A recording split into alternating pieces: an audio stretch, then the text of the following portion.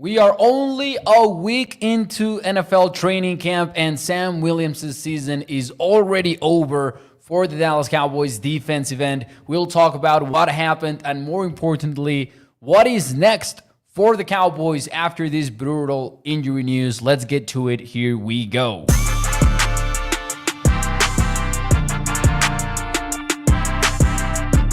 What is up, everyone, and welcome into A to Z Sports Dallas Primetime. I am your host, Mauricio Rodriguez, streaming with you live every Sunday and Thursday night at 8 p.m. Central, and catching up with you guys in between Monday, Tuesday, Wednesday with quick hitting videos. So subscribe so you don't miss any of those. Welcome, everyone, into the show.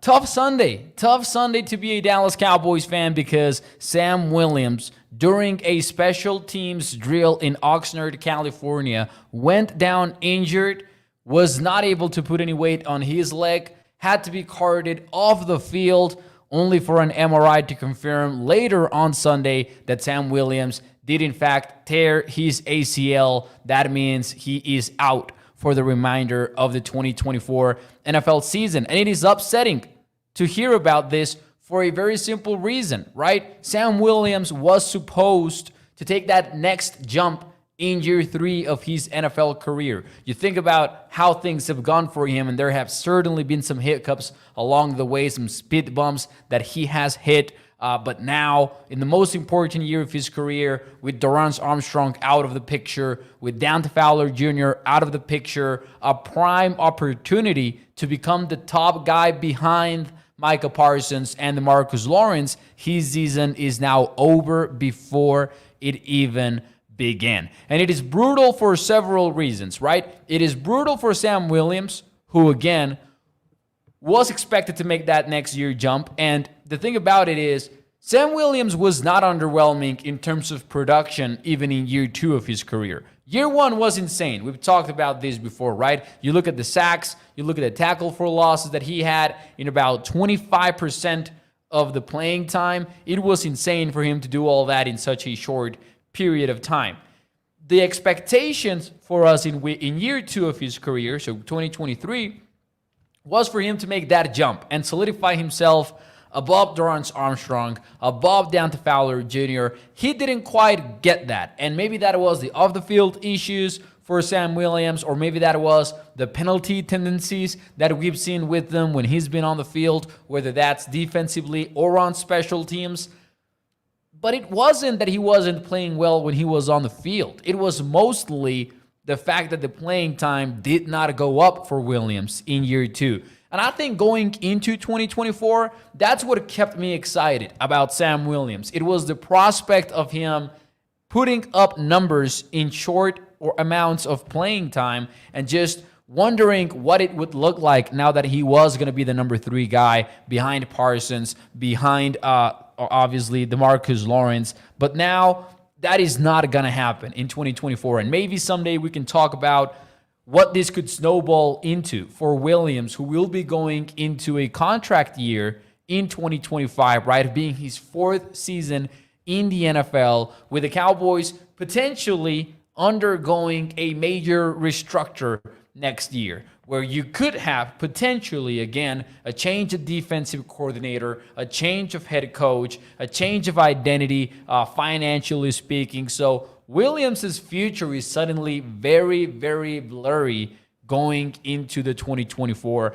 NFL season. Now, that's as far as the player goes. Unfortunately, in the NFL, though, once you are in July, once you are in August or the season months, the page needs to turn, and it needs to turn quickly. So now the question becomes, what do the Cowboys do about this? Because it's a major blow to the defense. I know we are not talking about a starter here, but Sam Williams was likely gonna exceed the 50% playing time mark easily, right? Because you're going into a year where you're trying to get Micah Parsons more involved with the linebacker room. You don't have experience at all with this defensive end room beyond the starters. And I actually wanted to go over this because I do think what it means for the Cowboys is they got to make a move. I'm excited about Marshawn Nyland, and we'll get to that in a bit here. But there's no way you move forward without making a move. This is the current defensive end room for the Cowboys that we're looking at right now. You've got Micah Parsons and Lawrence, obviously. Williams is now out of the picture. William Fehoko, 0 games played. Tyrus Wett has 12 games under his belt, but only 31 defensive snaps. And not even all of those are at defensive end because he also played some linebackers. So Tyrus Wett, you cannot count him as an experienced player, even though he did play on special teams last year. Darrell Johnson, 0 games played. Byron Vaughn, 0 games played. Marshawn Nealand, 0 games played. There is no experience for the Cowboys in terms of depth at edge rusher. Now, those 2 names at the top, though, should keep you from being in full panic mode. Because I wouldn't be in panic mode because you've got such a talented duo of starters that should likely make you kind of like be able to survive the Sam Williams injury news. And even with Marshawn Nealand in there, you're going to naturally feel much better about the situation because Nealand is exciting. And again, we might get to that in a little bit here, but I do believe this sets up the Cowboys for a move. And we have criticized the Cowboys a whole lot for the way that they've handled things in the offseason. I'm not saying this would make it right, but this is one of those situations where they're kind of under the microscope. What do you do a month before the season starts, a little bit more, a month and change? What do you do now with this group? Do you go out there in free agency and target some of the players that remain available? Do you go even more aggressive and perhaps put together a trade to get a 1-year rental for a player that has been productive in the past and that you might be betting on to be your defensive end 3/4, depending on how Marshawn Nealand progresses, and more importantly, how quickly? We'll get into 3 free agent targets in a little bit here, but before, I do want to get your thoughts. I do want to get your reactions. But man, we'll talk about some names here. Rene, I see your comment right now who says, who is available though? We're going to talk about this in a little bit. But yeah, man, tough break for the Cowboys. Defensive end Sam Williams. And one of those news that kind of is a reality check, right? We get excited about training camp being back. Inevitably, that comes with injuries. And we've seen that throughout the entire season right now. Army Mom Heather says, Micah will be playing linebacker about half of the snaps. Man, we got to have a conversation about this. And you know how I feel about it, but I do want to have a conversation about the Micah Parsons at linebacker thing. But one of the first thoughts that popped into my head when I heard about the Sam Williams news was like, man, I feel even less excited about Micah taking some time with linebacker. And screw it, we'll talk about this now. And maybe we'll dive into it later in the week as well. Here's where I'm at with that. Like, I'm excited about Micah playing linebacker in the sense that, sure, I would love to see Micah Parsons playing linebacker because that would be exciting because he's a fun player to watch and all that. But just, I've seen some people be like, man, with Kendricks, you're talking about a top-tier duo in the NFL, right? If you get Kendricks and Micah in there and then the Marvin Overshown involved, and then if Maurice Leofau continues this fast-paced progression, he might even become a part of this exciting linebacker unit. We already have such an elite unit, though, at defensive end, and I would rather just keep that intact. But with Sam Williams out of the picture, then I want Micah Parsons even more time at the defensive line, right? Move him around. If you want to rush him from the inside, do that. But play him near the defensive line. That's where I stand with that. Definitely looks like and sounds like they're trying him out at linebacker, though. I do wonder, however, what does this mean? How does this injury impact Mike Zimmer's plan to go about that? Because it might make a significant impact. You cannot look at that depth chart that we're looking here at the right of the screen and be like, oh yeah, the Sam Williams injury is not a big deal. It absolutely is. You don't have a lot of experience in that room. You just don't. So we'll see what happens there. But it definitely will have a correlation. So I'm excited about seeing how, or I'm not excited, because I'm not excited about the Sam Williams injury. I'm intrigued about how this impacts all of that conversation. René says, excellent opportunity for Nealand to step up early. And that is absolutely true, right?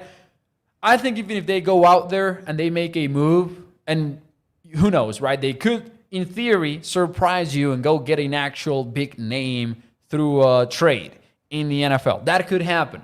I don't know that we've seen the Cowboys be that aggressive, though, and I wouldn't expect them to be that aggressive for essentially a backup. A very important backup who will be a part of the rotation and will play likely over half, would have played likely over half the snaps, but I would be surprised if the Cowboys go that route. That being said, whoever they bring in through free agency, through a trade, I don't think that is the main element of replacing Sam Williams. I absolutely think it's what Renee is onto here. It's got to be about Marshawn Nyland just having to step up to the plate. Now, this will just further increase the whole narrative of the Cowboys going all in on this rookie class, right? Potentially asking Tyler Guyton to be their starting left tackle. And I know we've talked about Chuma Edoga taking some first-team snaps. Tyler Guyton sounds like he had a good Sunday going up against Micah Parsons in practice and having some highlight plays against the Lion. So that is exciting, of course, but they're potentially going to ask Guyton to start at left tackle. And even if it doesn't happen week 1, it's likely going to happen at some point in the season, and probably early on. You're potentially going to ask third-round rookie Cooper Beebe to start right away at center. And now you're potentially going to ask Marshawn Nyland to not only be your number 3 defensive end, but potentially get more snaps than a usual defensive end 3 because you're moving Micah Parsons around. Now, I'm excited about Marshawn Nyland. I think he was one of the biggest draft steals for the Cowboys in 2024 and across the entire NFL. I loved the pick since the moment that it happened. I still wonder, like, hey, at the end of the day, he's a rookie. And he's a rookie that came into the league with many scouts and analysts pointing out that he had power, that he had strength, that he had explosiveness, that he was nasty, a bully, and all that. But maybe the pass rush repertoire is not there yet, right? He needs to develop all that. So what is Marshawn Nyland's quickest path to winning reps in the NFL? And how realistic is it to expect him to have such a big role early on in the season for the Cowboys? Again, I would be somewhat optimistic about it because I am just excited about Marshawn Nyland. But I think that Army Mom Heather is nailing it here with, this might be unfair to Nyland, right? It might be unfair to just put those sort of expectations for him right away going into the season, which I think it is where the whole thing about the Cowboys going out there and finding somebody to mitigate that risk, and not only that, but to make it easier on Nyland will become a key factor. Shout out to Betsy who says, Mauricio, you look so tired. What's up? Nah, I trust me, I'm not tired. I do have this like dark eyes thing that happens to me every once and then. I think it's because of my breathing for some reason. I have a weird nose where I sometimes breathe out of one side. But hey, let's not get sidetracked here. Shout out to Betsy. Thanks for the concern. Sad about Sam, though. That we are. That we absolutely are. I do have 3 names, though, to keep in mind here. One of them I'm not so sure about, I'm not going to lie, but he's somebody that every time that he seems like he gets called up these days, he still delivers some positive play, even though he isn't the same as before, but he's a 3-time Pro Bowler, so I'm going to mention him in a moment here. Toxic says, Mauricio has been up playing NCAA. Another parenthesis here before we continue with the Sam Williams and the Cowboys conversation. Man, the first week that I got NCAA 25, I absolutely was staying up late at night and just getting those games in, getting those recruiting hours in and everything. But then this obscure video game that I kind of became addicted to took all of that hype away. But I'm going to get back into NCAA 25. For those who are into gaming and who are into PC gaming especially, Hunt Showdown is one heck of a game. But anyways, back to it. 3 free agents that the Cowboys could target and that, in my opinion, they should target at least one of this after the Sam Williams injury, right up on the screen right now. I'm going to start with the big name that I believe Cowboys Nation has been on to long before the Sam Williams injury. I'm talking about since March. Carl Lawson, former 4th-round NFL draft pick. Man, let me tell you something about Lawson. I don't think he didn't play a lot in 2023 because of his own level of play. Like, I don't think that was the issue with Lawson in 2023. I think the Jets were absolutely loaded at defensive end and thus did not have to use Carl Lawson a whole lot, right? Because and I know they did the Hassan Reddick trade and all that now to step up and upgrade, but they had a bunch of guys, including like Bryce Huffs of the world, good defensive end room for sure. So you've got Carl Lawson in there. Did tear his Achilles in 2022. However, or was it 2021? But it was in 2021, excuse me. After 2021, we saw Carl Lawson produce at a very high level. In 2022, he had 7 sacks, 9 tackles for losses, 24 quarterback hits. And again, not elite or anything like that, but Carl Lawson showed you that after the Achilles tear, he could play at a high level.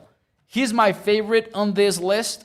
I think there are some injury concerns to Carl Lawson, but you don't get to be picky 1 month and a half removed from the NFL season when you played it a little bit conservative in free agency in 2024, and now you had the unfortunate news about a top guy, a defensive end 3, getting hurt for the entire season. So you don't get to be picky. He's injury prone. He has some concerns health-wise, but he's somebody that I would want on the Cowboys. Now, Carl Lawson did not waste any time, put out a star on his Twitter account, Twitter X, however you want to call it, tweeted out a star, got a Cowboys Nation going. I do think it is a very likely deal that could happen. Carl Lawson, the A to Z Sports contract projection that we had for him back in March was somewhere around the $3 million mark for 1 year. So it's a cheap deal that the Cowboys could absolutely consider. Next name on the list, Yannick Ngakoue. This guy broke his ankle last season. So that's a concern that we need to bring up immediately. We don't know how the ankle is. We don't know what teams are expecting out of Yannick or anything like that. And Yannick is a bigger name than he is as a player, in my opinion. Like, I do think that name carries a lot of weight, but I do believe we all kind of understand that he's not that guy that we thought he was going to be early on in his career when it seemed like he had the potential to be one of the top guys in the league. I wouldn't see Yannick that way. However, 123 games under his belt. In 2021, he had 10 sacks. In 2022, he had 9.5 sacks. Got hurt in week 14 last year. Was definitely not his best season. So there are some question marks about that. But Yannick, at this point, again, you don't get to be picky about any of this. I would give him a call. He's among my top 3 free agents. Now, this one is going to be a little bit controversial in my opinion, just because he's a little bit deeper right into that career, and maybe last season did not go great for him. But Frank Clark is somebody that I immediately think of. Frank Clark is somebody that did have 3 Pro Bowl seasons between 2019 and 2021. And I kind of feel like he's always been this underrated, complete defensive end. He's not going to get you double-digit sacks, anything like that. Did get like 4 sacks and 5 sacks in his last couple of seasons with the Kansas City Chiefs. I would consider Frank Clark. Absolutely, I would. He's somebody that I believe is eternally underrated in the NFL, and he would be extremely cheap. So it kind of makes sense to expect him to be on the Cowboys' radar as well, just from a financial point of view. Now, those are, it seems to me, like some of the best free agents available at defensive end. I do want Cowboys Nation to know this is more or less what you would get in free agency. And I mentioned this. You don't get to be picky, right? So you're not choosing between a couple of guys with All-Pro or Pro Bowl potential going into 2024 because that window has closed.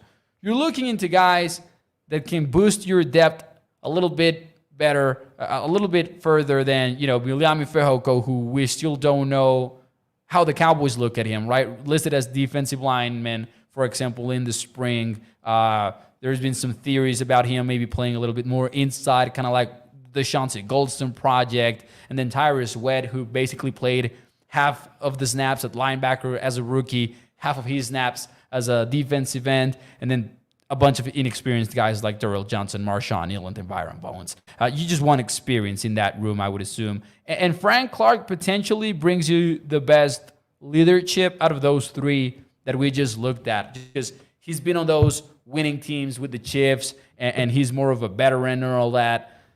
Absolutely has to start with Marshawn Eland, though, after the Sam Williams injury. Like what Army Mom Heather says here, Clark just has that nasty mentality that we need. And again, he might not be the most refined pass rusher that is going to get you 10 sacks or anything like that, but I do think he's nasty in the trenches, as Army Mom Heather says. He's a very good run defender. I would absolutely get him on the team if it comes to that. But my preferred option, Carl Lawson, for sure. Troy has a good comment here. He says, Ngakoue played for Gunter, new Cowboys coach. So there you go. There's a connection, too, which is pretty interesting. I actually had not even realized that.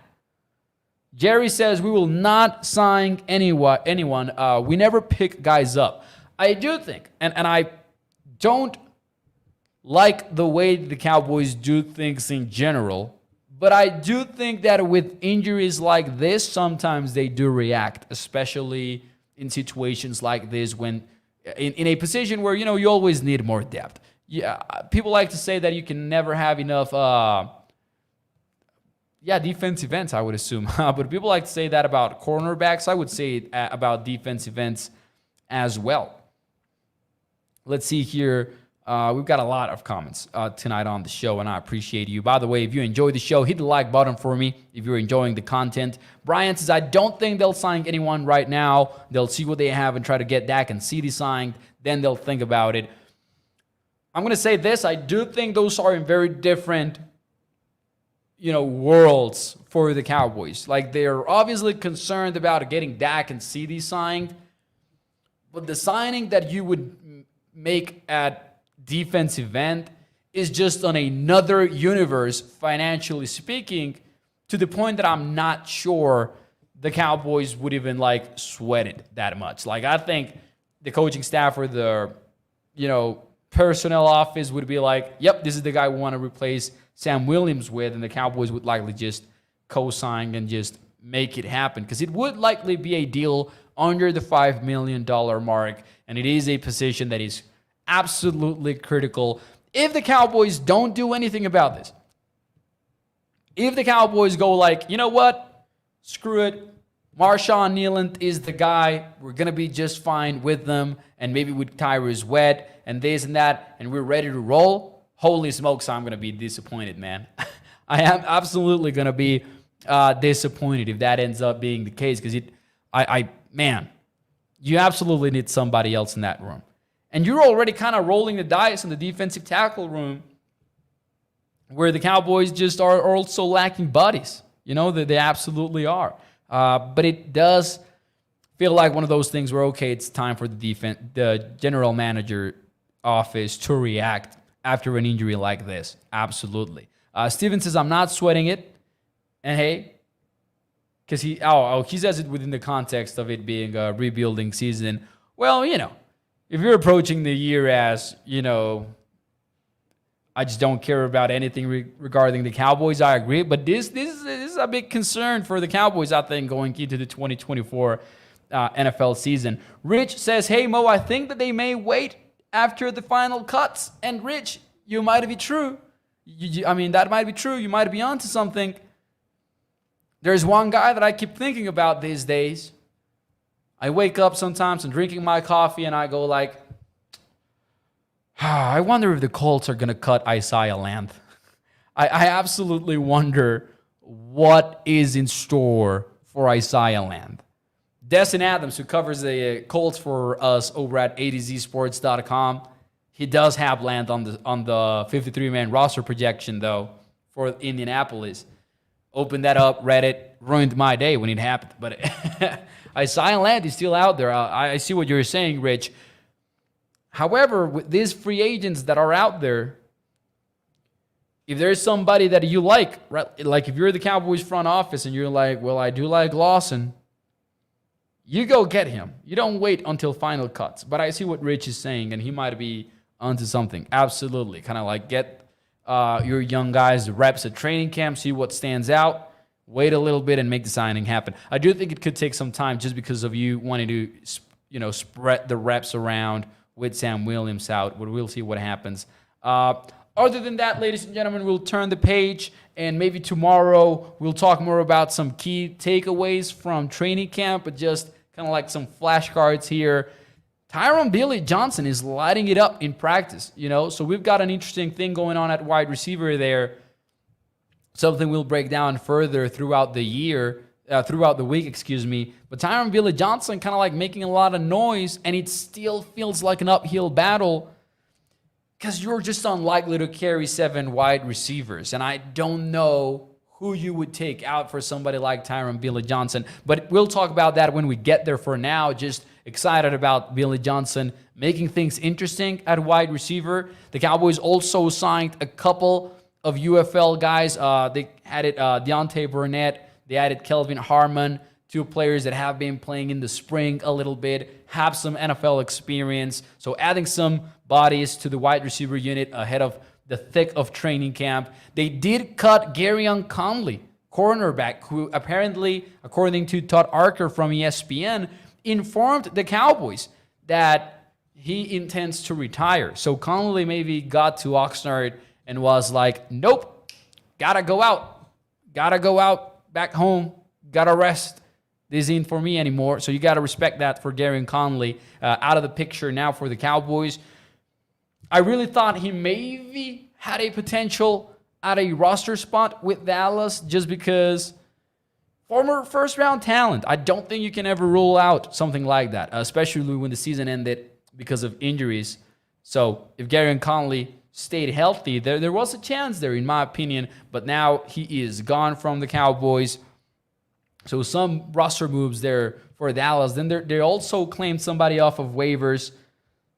Let me get you the name, though, because I'm going to be honest, I didn't dive deep into that at all, so I'm not even sure about the context there. But they did add a cornerback to replace Garyon Conley. Name is Keemon Hall, off of waivers after the 49ers apparently waived him. Don't know a lot about Keemon Hall, so I'm not going to dive into it because I don't want to tell you lies ever. But there you go.